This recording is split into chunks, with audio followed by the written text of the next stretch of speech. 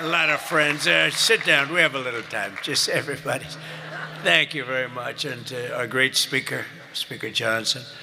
And hello to the men and women of one of the most consequential Republican majorities in history. It's not a big majority, but it's just about the most consequential. The job you've done is incredible.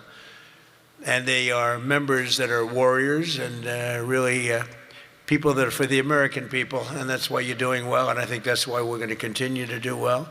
We're fighting a little tradition, you know, historically the person that wins, Democrat or Republican, wins the presidency. For whatever reason, it doesn't work out, but we've done a lot. I don't know, I think we had the best first year of any president ever, and that includes you.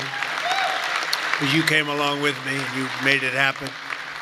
So with your help and hard work, we're making America great again, and we're doing it much faster than we thought, and it's better, stronger, and our country is doing really well. I mean, at a level that nobody thought. We took a little excursion because we felt we had to do that to get rid of some evil, and I think you'll see it's going to be a short-term excursion. How good is our military, right? Amazing. How good. Short term. Short term. Thank you. They're great. You know, we all together, in my first term, we rebuilt our military. And I didn't know I'd be using it so much in the second term, but we have a military like no other. It's not even close. But I especially want to recognize the rest of our amazing House Republican leadership team and so many of my friends that are congressmen, some senators. We have some great people in this room, but including Majority Leader, a real brave guy, because I know the real story. I was there that night with him in the hospital when he was given a very small chance of living by a doctor who was very good, by a wife who was desperately in love with him. She cried so much. Because I've seen the other two. I've seen guys at the end of the line, the wives aren't exactly shaken up.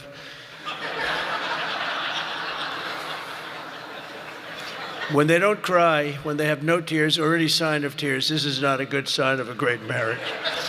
But he must have a great marriage, because she was just devastated. She was going to lose her guy. But it worked out that the doctor said more blood was put into him than he's ever seen. He was in big trouble. I looked at him that night and I said goodbye to him, but he made it. He was brave, and look at the way he fought back from so many different things. Steve Scalise.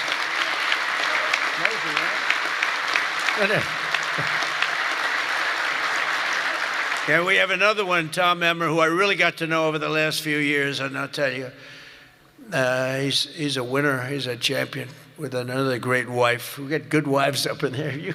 Let's say great wife, fine husband. But Tom is just a real champion and a winner, and you have a problem, you go to him, he gets it solved. So thank you very much, Tom. Great job. You've done a great job. And our conference chairwoman is Lisa McLean, and we all know Lisa. Don't get on her wrong side. It can be a very, very bad experience. Thank you very much. Great job, Lisa. Great job. And a very special thanks. You know, you broke a record. This is over 20 million. This is it's the biggest of these type of events that there's ever been by a lot.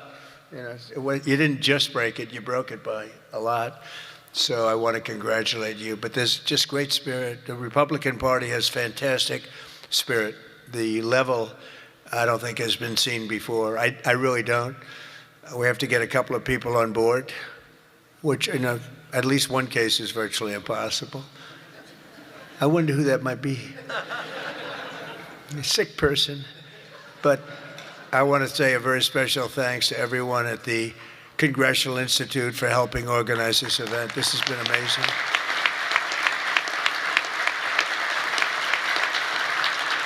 And over the past 9 days, we've been reminded of how vital our Republican majorities are. And it's, you know, it's America's future. We're really fighting because these people, you saw the other night at the State of the Union, you saw these people. They wouldn't stand for a mother who just lost her daughter by having her throat slit from behind. They wouldn't stand for a helicopter pilot who just got the Congressional Medal of Honor for landing safely in Venezuela, a helicopter with a lot of soldiers on that helicopter. And he was able to land it safely, and his leg was practically ripped off. And for those people that know about helicopters, you land them pretty much with your legs, right, Tom? You land them with the legs, and he was in bad shape, and he got that. Not only landed, he landed in exactly the right spot at exactly as blood was pouring down the aisle, which didn't make all of those soldiers in the back feel too good. They're looking at a pilot who's bleeding out. But they didn't want to stand for that. They didn't want to stand for a 100-year-old soldier who had left a legacy of bravery. Everybody talked about it for years, and it was time for him to get the Congressional Medal of Honor. They didn't want to stand for him. There's something wrong with those people, and we can't let them ever be in a position where they can lead this country again or destroy this country again, because we almost lost this country. This country was close to being lost. The representatives in this room provided the pivotal votes in securing a record $1 trillion for the United States military this year, and now the world is witnessing the importance of that investment with one of the most complex and stunning operations ever conducted, and that's Operation Epic Fury. That's a great name, isn't it? Epic Fury. That's even better than Midnight Hammer, which was pretty good too, right? That was where we knocked out their nuclear potential. That was a big day, because if we didn't do that, they would have had a nuclear weapon within 2 weeks. And I think we'd be in a lot different situation.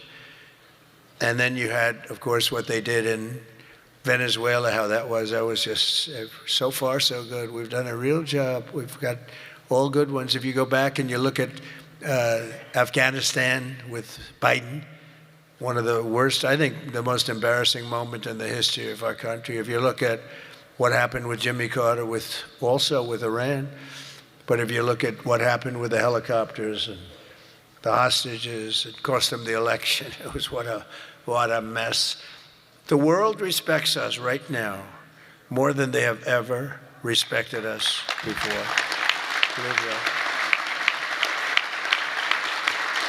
And because of Republicans, you people in Congress, the United States has by far the strongest and most powerful military on the face of the earth. We're the strongest military anywhere in the earth, and now everybody understands it. Together with our Israeli partners, we're crushing the enemy in an overwhelming display of technical skill and military force. Iran's drone and missile capability is being utterly demolished. The Navy is gone. It's all lying at the bottom of the ocean. 46 ships, can you believe it? In fact, I got a little upset with our people. I said, what quality of ship? Excellent, sir. Top of the line. I said, why did we just capture the ship? We could have used it. Why did we sink them? They said, it's more fun to sink them. I said, they like sinking them better. They say it's safer to sink them. I guess it's probably true. But think of it, we knocked out 46, and actually took 3.5 days. Their terrorist leaders are gone. We're counting down the minutes until they will be gone. Think of it, we had leaders, and they're gone. Then we had new leaders, and they're gone. And now nobody has any idea who the people are that are going to be the head of the country, and will not relent until the enemy is totally and decisively defeated.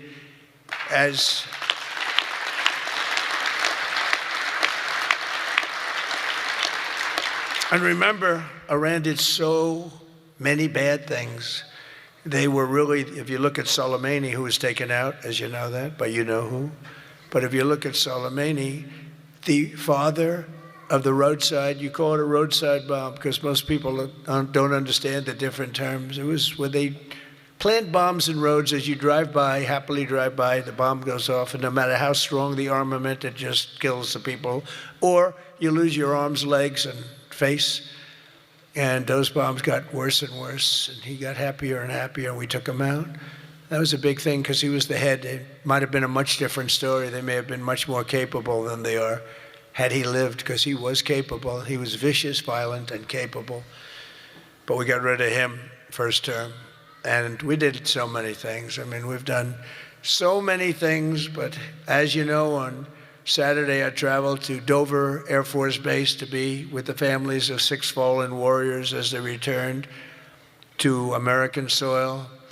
And I know that everyone in this room joins me in sending our prayers and eternal gratitude to the families of those great heroes. Those families are incredible families, devastating to be. Hardest thing to do, you know, I've done it a lot. The hardest thing to do is to go to Dover, because Dover is where, for the most part, a lot of the fallen, the warriors, the great young people that have died in war, they seem to mostly go to Dover. They come home to Dover.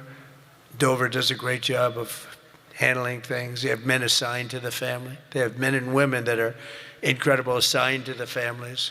It's a beautiful thing, but it's also a very sad thing.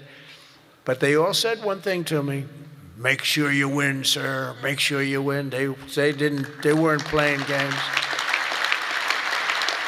They want to make sure. They said it. Everybody said it. They were separate, but everybody said the same thing: make sure you win. We will. We've already won in many ways, but we haven't won enough. We go forward more determined than ever to achieve ultimate victory that will end this long-running danger once and for all. 47 years, it should have been done a long time ago. The world would have been a different place had some president had the courage to go and do it. They should have done it many, many times. They had many opportunities. The United States of America is the greatest and most exceptional nation in human history and will not be threatened by evil terrorists and lunatics any longer. We just can't do that. And, you know, when I always talk about how great our nation is, I don't know. I don't consider our nation very great for 4 years under Biden. We were a laughingstock all over the world. We were a laughingstock. So, you know, I say great, great, great, but I don't know. When you look at what happened with so many different things, the open border, 25 million people, many of them very bad people pouring into our country with open borders that just said, come on in, makes no difference. They emptied their jails into our country. 11,888 murders, 50% of which murdered more than one person. The drug dealers came in, the mentally insane came in, they emptied their mental institutions, they emptied their insane asylum. That's a step above a mental institution. They emptied them all right into our country, and we've done a great job of doing what we've done. Think of it, we have the lowest crime rate that we've ever had. We have the lowest murder rate in 125 years, and we're saddled with all of the problems of the criminals that were let in. You know, look, they're smart people. I know the people that run those countries, every one of them, and they're all streetwise, very smart, and I would do exactly the same thing. They emptied their jails into our country. I said that was going to happen when I heard that they were having open borders. I didn't believe that they were going to happen. When I realized that they actually were going to have open borders, I said, we're going to have every person in jail. We're going to have every drug dealer. We're going to have all these countries all over the world. The Congo, they emptied their jails all the way from the Congo to all parts of South America, Asia. They sent in their people in jail, murderers. Some of the worst people on earth got sent into our country. And I'll tell you what, ICE is unbelievable, what they have to put up with and how tough they have to be. That goes for Border Patrol, and it goes for law enforcement, our law enforcement people. But sadly, even as our service members are fighting bravely to protect America abroad, the Democrat minority in Congress is deliberately sabotaging our national security at home. And you're going through it right now, fellas. I mean, you're going through, it's not even believable. You know, we should be very safe right now, especially when we're attacking somebody that's evil, bad intention. But last week, 53 House Democrats voted against a resolution affirming that Iran remains the world's #1 state sponsor of terror. Who the hell would do that? I mean, almost every act, whether it's Hamas or Hezbollah, no matter what, you take a look, it's Iran or Iran sponsored. And even more outrageously, as we speak, Democrats have shut down the Department of Homeland Security. They've got it shut down. Do you believe it? Right now. Because they care more about amnesty for illegal alien criminals than about protecting the lives of American citizens. I mean, take a look at it. The American citizen is being scoffed at by Democrats. it doesn't make sense. None of this stuff makes sense to me, you know, when they sat and they wouldn't stand up for incredible people. They just refused to clap, stand up. By the end of the speech, by the way, they were all standing because somebody was passing them. No, you people are getting killed tonight. They were all, they'd stand up for everything I was saying. At the end, that last half hour, they were standing up for things that they shouldn't have stood up for because they got the word, you're getting killed tonight. Stand up and clap for the woman that just lost her daughter, please, to a violent criminal. But Democrats must vote immediately to reopen the Department of Homeland Security so that we have the resources to keep America safe.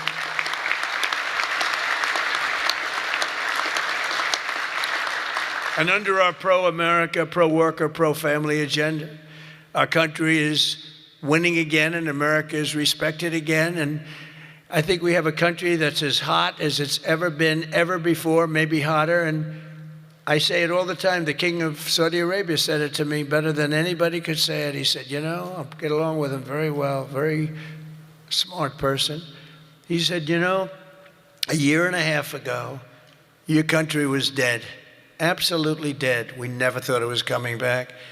And now you have the hottest country anywhere in the world. It's true. We're the hottest country anywhere in the world, by far.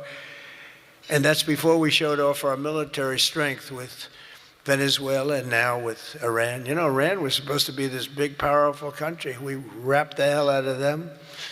And, you know, I don't know when they cry uncle, but they should have cried it 2 days ago, right? But they don't have anything left. In our country, inflation is plummeting. Incomes are rising. The economy is surging. Our border is the most secure at any time in American history. And the murder rate is the lowest in 125 years. That's before my father was born. My father was born 6 years later than that. I don't know if he'd like me to say that. Never liked to talk about his age. He said, don't talk about that. But think about 125 years ago, 1900, the year 1900. The stock market has set 53 all-time record highs since the election. And it's going to go a lot higher as soon as we get rid of this stuff that we're doing right now, that we really had no choice. I mean, I think I asked people, I said, would you rather do this or would you rather go along nice and smoothly, but eventually have a catastrophe the likes of which perhaps the world has never seen? And just about everybody says, except for lunatics, said, no, you had to get it done. Should have been done a long time ago. The average 401k is up almost $35,000. Think of that. It's at the best they've ever done. And I think you're going to see some real numbers when this gets, because this was always a dark cloud hanging over not only Israel, which was going to get wiped out. You know, if we didn't do that B-2 attack, Israel would have been wiped out. They would have had a nuclear weapon within 2 weeks after that. And even now, I think they were looking to take over the Middle East, because when you look, and we have pretty good proof, all of those missiles that were so stupidly aimed at Qatar, Saudi Arabia, UAE, they were all aimed, and others, at countries that were sort of like, leave us alone. They were all right. They were sort of neutral, but they weren't doing it. All of a sudden, they're getting hit with missiles. And they could have gone one of two ways. They could have gone toward their side, like, we're with you, or they could have gone with our side, and they really went with our side, and they've helped us, and they've been a big force. But they got hit. But they were going to be hit with us. Had we not done the B-2 raid, and have we not done this one where we said, nope, it's time to go in, we have to go in, have no choice. Number one, if we didn't go in, they would have come in after us, because I see the Democrats trying to justify it, and they're failing because the voter on the street is saying, you've got to be kidding. But I see where they're going, where they're always saying, no, there was no reason. Well, I'll give you the best reason of all. Within a week, if they were going to attack us, 100%. They were ready. They had all these missiles, far more than anyone thought. And they were going to attack us. But they were going to attack all of the Middle East and Israel. And if they had a nuclear weapon, they would have used it on Israel. And this was going to be a major attack. And they had all of those missile sites and all those launchers that we got rid of, about 80% of them right now, by the way. Got rid of most of the, see, it's died down to a trickle. They have very few launchers left. What our military has done is amazing. They wiped out almost 20%, maybe 22, 23%, but the rest are going very quickly. And the missiles have been largely knocked out. The drones have been knocked down, and we're hitting where they make the drones. We know them all, and we're knocking the hell out of that now where they manufacture the drones. A lot of work, a lot of brilliant work, but we're going to have a much safer world as soon as it's finished, and it's going to be finished pretty quickly. With the help of our House Republican majority, we passed the largest tax cuts in American history, and we have to be talking about it. And with the great, big, beautiful bill, we delivered no tax on tips, no tax on overtime, and no tax on Social Security for our great seniors. And we did something else which is great that nobody ever talks about, Tom, and we have to talk about it. We made interest on auto loans fully deductible. That's never happened. We've never had that. You know, rich people always get deductions, but middle-income people, people that have to struggle a little bit, never did. But now they can deduct the interest paid against their taxes. We have one little proviso, and I put this on, it's very important, only if the car is made in America, all right? That's going to have a huge impact. That's going to have a huge impact. We passed the Trump accounts to give every child in America a head start on the American dream, and that's so good. It was, I'll tell you, the Dell family, Dell computer, put up $6,250,000,000. Think of it. He started with very little, nothing, very, very little. Started making computers on his bed. And he said, yeah, people started liking them better than the ones from the store. And he never stopped. And he can write a check for $6,250,000,000. He said, and his incredible wife, Susan, they said that's the best thing they've ever done. He's so proud. He's going to do it again. Going to do more. And we have a lot of other people. A lot of very rich people are doing it. A lot of people that aren't so rich are doing it. They're doing it for their kids, but it's turning out. So a young child turns 18 or 21, and all of a sudden they have $100,000 in the bank. What a difference that is between having that and having nothing. And it could be more than that. It could be a lot more depending on what happens with the world. And we passed 100% expensing and bonus depreciation on all new equipment, factory construction and investments, and that's what made our first term. We had the greatest economy in the history of our country in the first term, and this one's going to blow it away. Again, we had a little pause, but it's not a very big pause. With your help, we also passed the largest regulation cuts in American history, ending the Green New Scam, one of the greatest scams in history, and massively increasing production of American oil, natural gas, and clean, beautiful coal. We brought coal back. You're not allowed to say coal without clean, beautiful. Got to be clean, beautiful. China uses coal. They're building about 65 massive coal plants right now. But China, great respect for China, but you know, they make all the windmills, right? The only thing they don't do is use the windmills. They make them. But try finding wind farms in China. There aren't too many of them.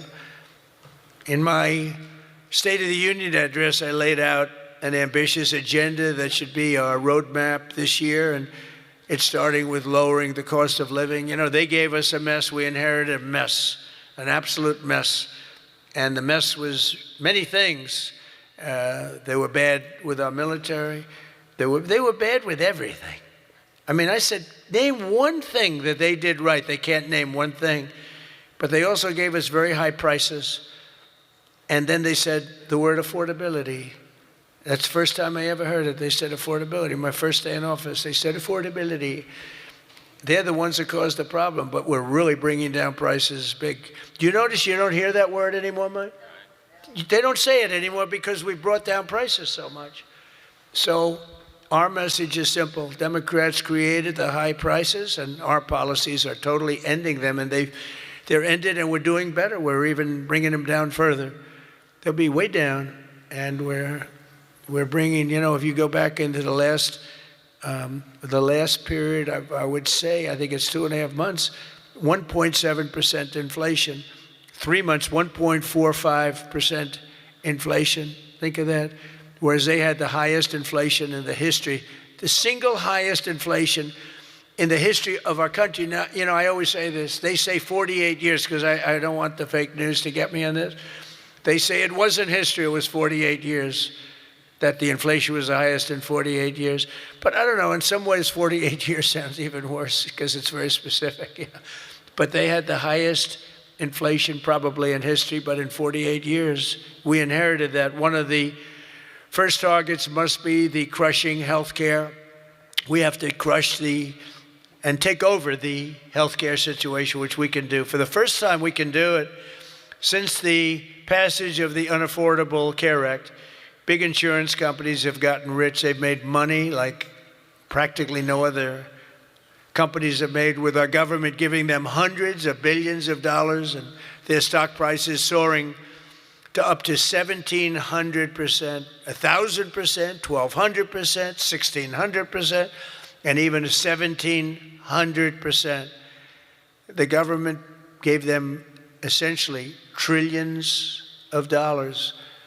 And I want that money to be paid to the person, not to the insurance company, and let them go out and buy their own health care. And people love it. People love it. You'll get better health care at a much lower cost, and they'll be sort of part of the system.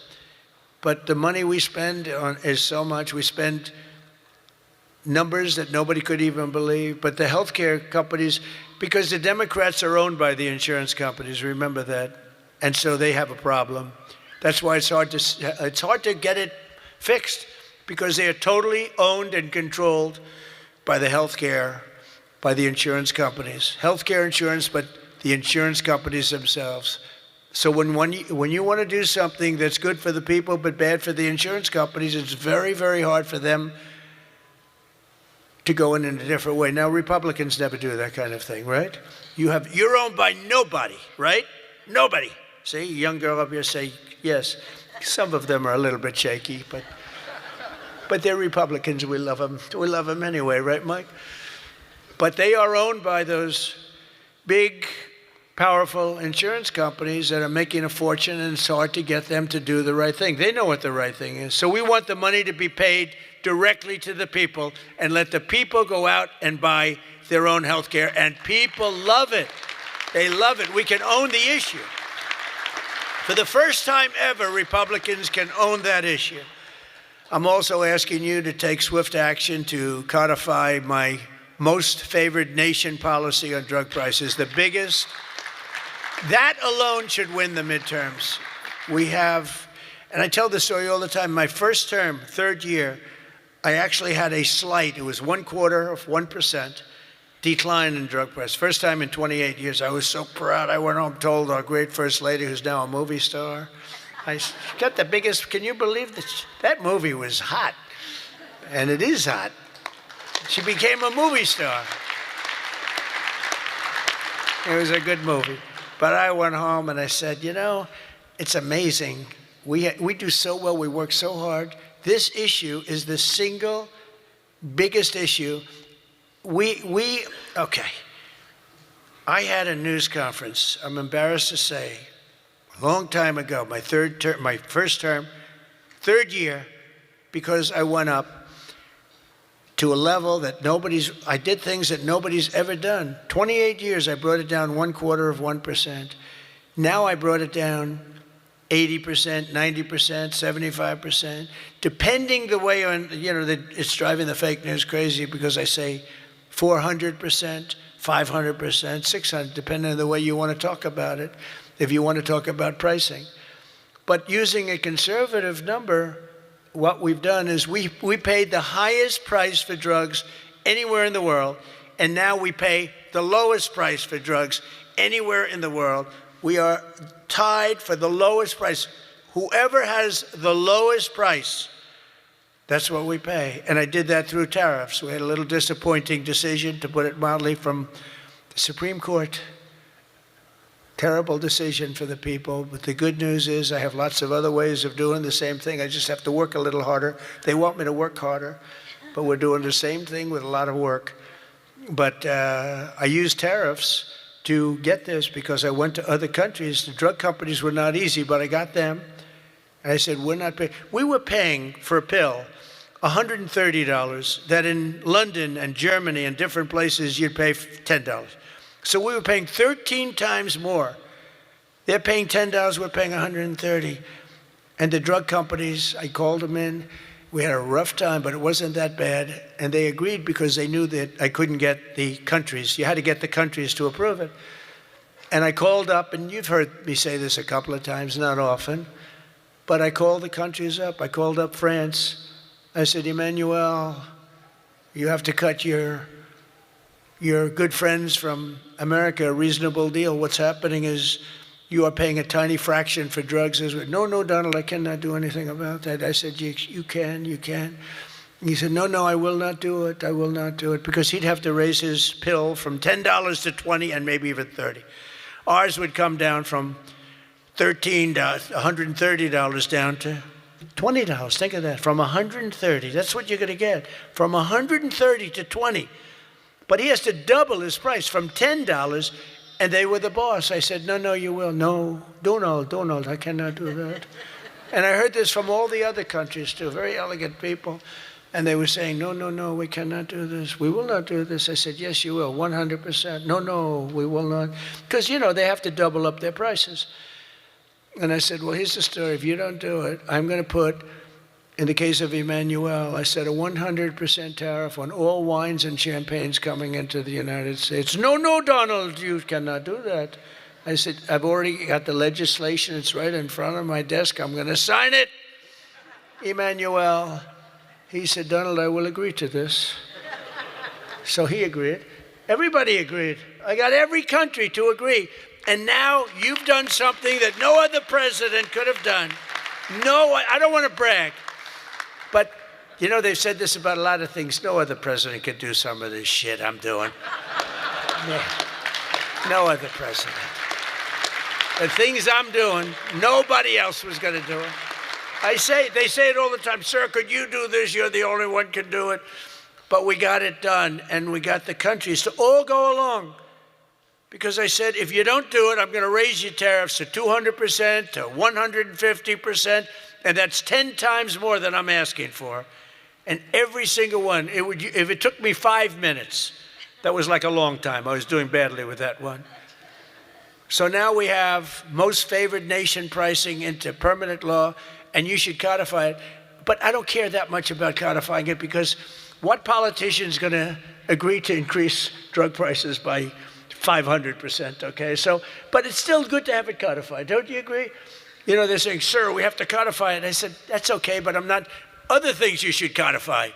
That I can tell you. This one, you should codify, because you want to take credit for it. You want to take credit for it. So if you can, please codify it. Get out there and codify. You're getting an 80%, 85%, 55%, 70% reduction in drug prices. Codify it. But if you don't, no president's going to raise it, in my opinion. Although they are crazy, these people are crazy. They could find a way. You better get it codified. And as we work to bring down interest rates so that more Americans afford a house, I'm also asking you to ban the Wall Street firms, large Wall Street firms, institutional investors, from buying up thousands and thousands of single-family homes, hundreds of thousands of homes, because homes really are for people, not for hedge funds. We want to get the market out so they can do it, and we're stopping it. We want people to be able to buy a house. It's the American dream. Buying a house is a part of the American dream. And we must also stand up for the safety of our citizens. One of my guests at the State of the Union was Anya Zarutska, the mother of beautiful 23-year-old Ukrainian girl who was stabbed to death on a train in North Carolina by a deranged criminal, arrested more than a dozen times. And I had the mother, as you know, at the State of the Union, and she was devastated. Beautiful woman, devastated. Uncontrollably devastated. And we couldn't get one Democrat to even clap. The Republicans clapped and went wild, and they loved her. Not one Democrat in that whole room even thought about clapping. They sat there frozen-faced. Disgusting.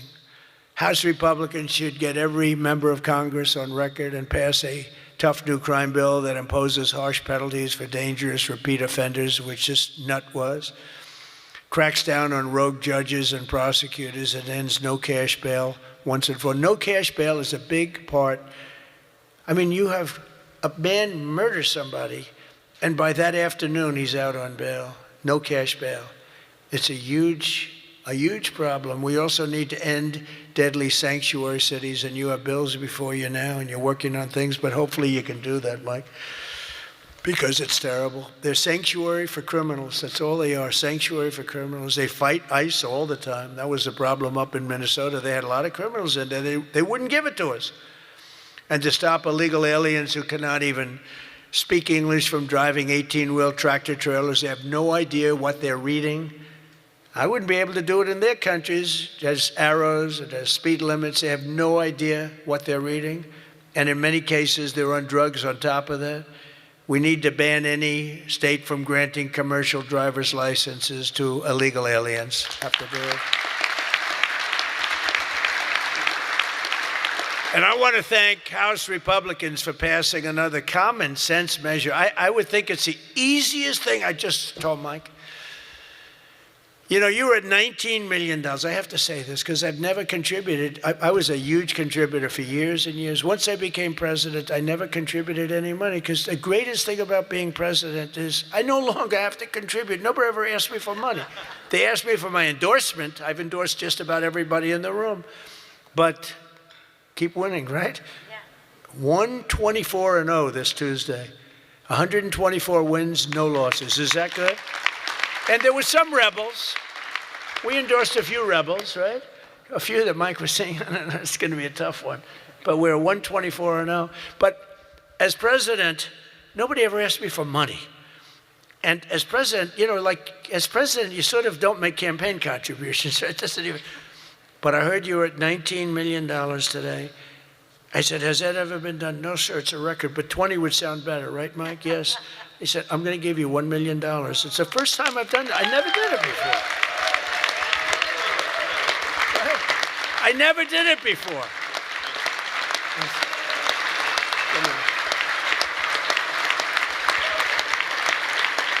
I never did it before. Now I'll be hit up by every political group, every Republican running. Sir, can I have some, give me a little cash. I'll have Emmer come up to me and say, how about a little cash for my campaign? I will no longer have the excuse that as president, anyway, no, but we had to hit the 20, right? We had to hit the 20. That was a hell of a thing. You beat it by a lot. You beat the record, the previous record by a lot. But I want to thank House Republicans for passing another common sense measure, to me, the easiest of all, the Save America Act, to protect our sacred American. Look at this.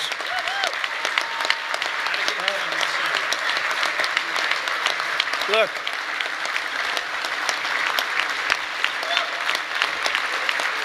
It's the easiest thing we have. I can't, it's the easiest thing we have. Now, the problem is you call it the SAVE Act, and nobody knew what the hell the SAVE Act. Have you been seeing, I've been working overtime the last month. It's called the, capital the Save America Act. And I saw Schumer yesterday, we will stop Save America. He's getting killed. They can't do it. And then the things within the Save America are so good. But just the title. So we had that with MAGA. Greatest name of all time. Make America Great Again. MAGA. It just worked.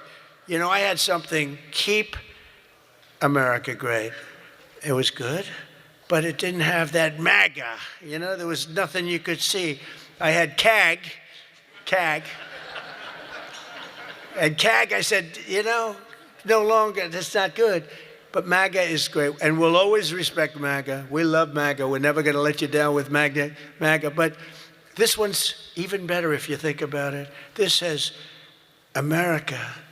We're going to save America. The Save America. How can they fight us? The Save America Act. And I've watched them. I watched Schumer, who's horrible. What a horrible politician. He is now a Palestinian officially. He is registered as a Palestinian. He's taken the biggest turn of any human being I've ever seen. He's gone from totally pro-Israel to totally pro-Palestinian. He wants to protect the Iranian people that are quite nasty. But it's very simple. All voters must show the act. Voter ID. Ready? This is not complicated.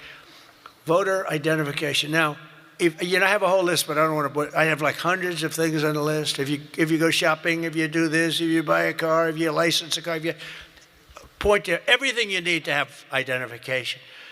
So all voters have to show identification, ID. All voters must show proof of citizenship in order to vote. So you have ID and you have citizenship. So far, good. No mail-in ballots except for illness, disability, military, or travel. Mail-in ballots are a disaster. Jimmy Carter, the best thing he ever did, he headed a commission after he was president. It was the single best thing, and he did a thing on mail-in ballots. He said mail-in ballots should not be allowed because they are inherently dishonest. And we have seen it time and time again, and we just keep going with it.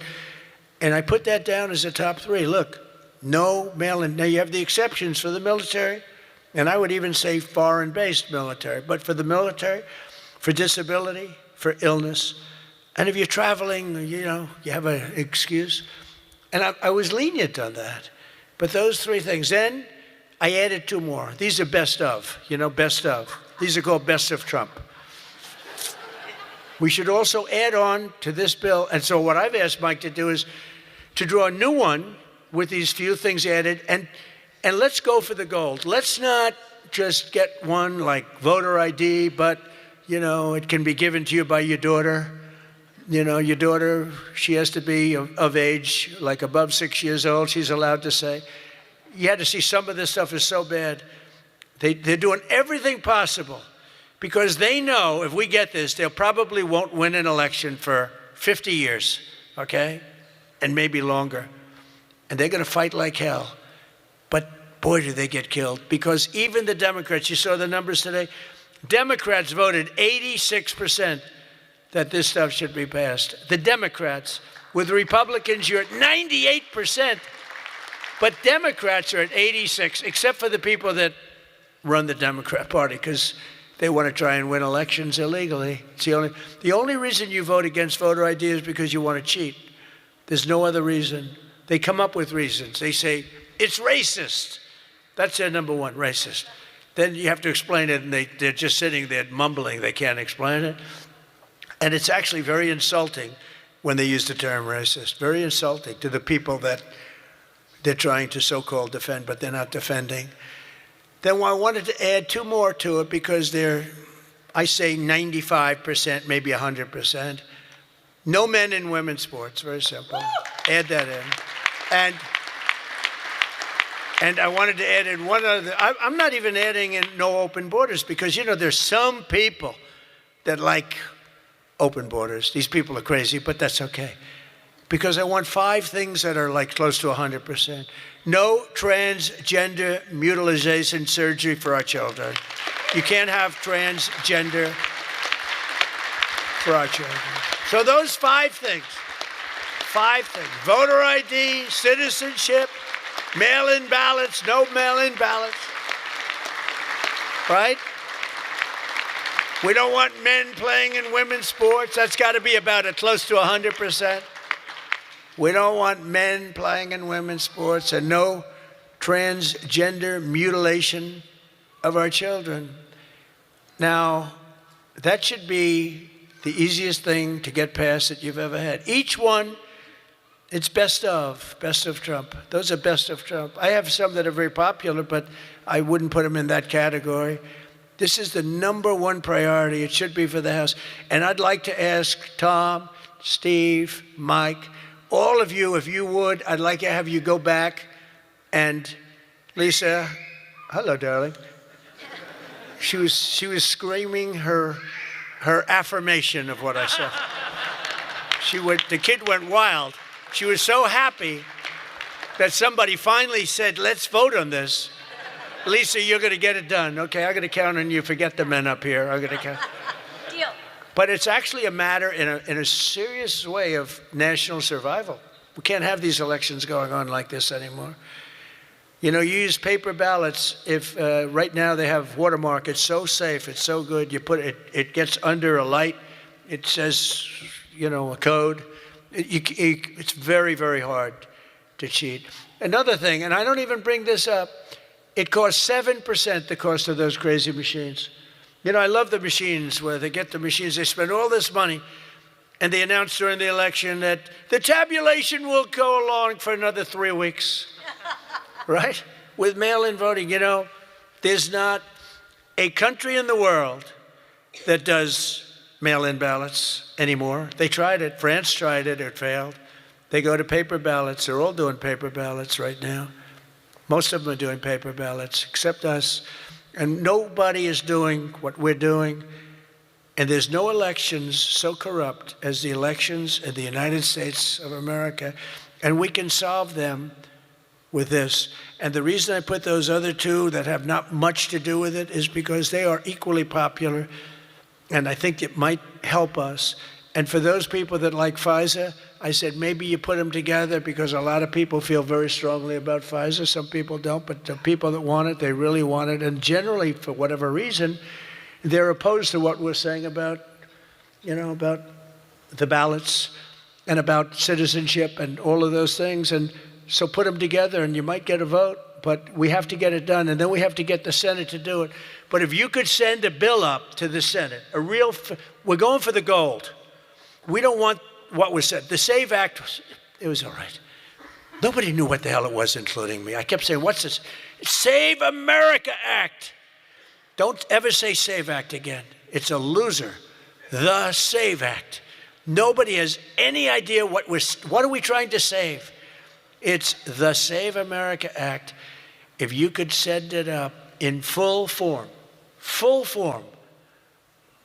meaning just straight, we will, I think the Senate has to approve it. I really do. I think, and they're going to have to go the filibuster, and maybe it's going to be the talking filibuster like the old days, the great Jimmy Stewart, right?